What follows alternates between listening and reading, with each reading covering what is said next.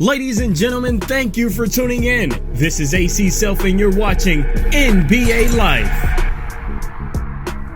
It's meme time, ladies and gentlemen, and today's topic, who would you rather see win a ring before they retire?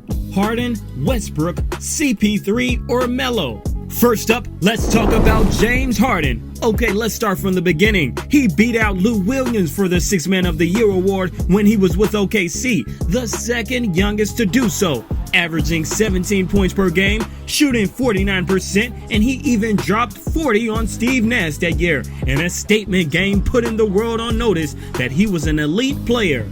After the surprising trade, the Beard took off with Houston, being named to the NBA first team 5 times, averaging an amazing 36 points one season, winning 2 scoring titles and an MVP. He's an offensive dynamo. He shoots the lights out. He can baby you in the paint as he drives because his handles are elite, and he's a big guard that can score with either hand. He also has this quick, tricky game that allows him to get to the free throw line because he often leaves defenders out of place and off balance.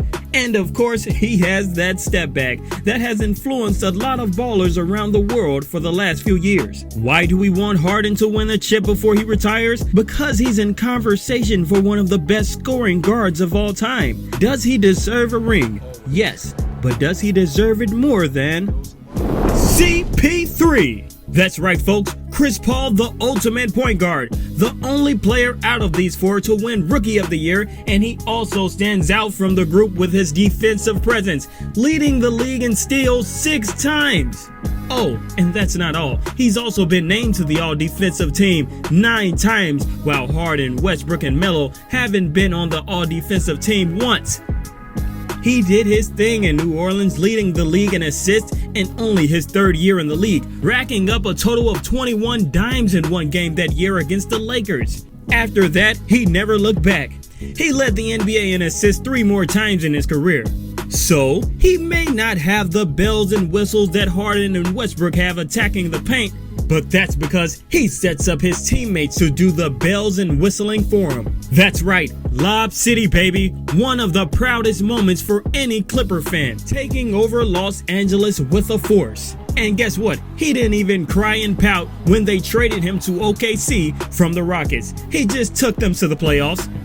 Well, if it wasn't for COVID-19, I believe it's safe to say he would have taken this team to the playoff, which no one expected. Speaking of trades, his chances to team up with Kobe and possibly winning a few rings in LA was vetoed. Many believe Chris deserves a ring because of that alone. The definition of a pure point guard, and I'm sure all the real hoopers around the world would agree. We don't want to see Chris Paul go out without a championship. And then you have Russell Westbrook, the hardest working man in the NBA. He plays possessed, stays in shape, shows his unbelievable stamina as he plays every game like it's his last. He had a few chances to win a ring with OKC. Of course, they lost to the Heat's Big 3, and when many people thought they would return for a rematch the next season, the team broke up instead.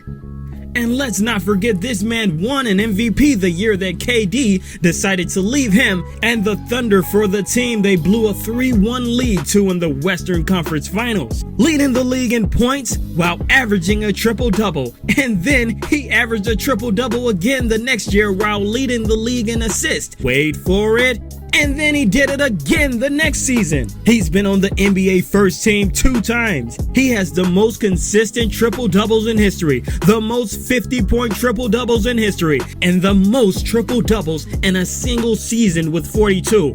Ladies and gentlemen, this man is like 6'2". Mr. Triple-Double himself. No one could have fathomed a player averaging a triple-double 3 years in a row. Unbelievable. And that's why most people want to see Westbrook win a championship before his career is over. Melo. Everybody loves Melo. In my opinion, his time with Denver was his best out of the gate, winning Rookie of the Month every month, but not winning Rookie of the Year. Excuse me. Highway robbery. One of the best scorers ever. Post-game and footwork is on point to go along with his blazing jump shot. He won the scoring title in 2013, but he's never made it to the NBA All-First Team. Oh yeah, that's right. He also led the Nuggets to the Western Conference Finals and lost to a much better Lakers team, but he put his skills on display during his career and is respected by all the ball players and all the basketball fans in the world. He's the only player in NBA history to score at least 50 points with no points in the paint. He's the only player in NBA history to score 62 points in Madison Square Garden. I want you all to give your opinion, so go ahead and vote on who you rather see win a chip instead of ending up on the ringless Hall of Famers list. Thank you for watching. I'm AC Selph, and this is NBA Life. If you have a couple spare seconds in your day, please hit the like button and subscribe. Thank you again.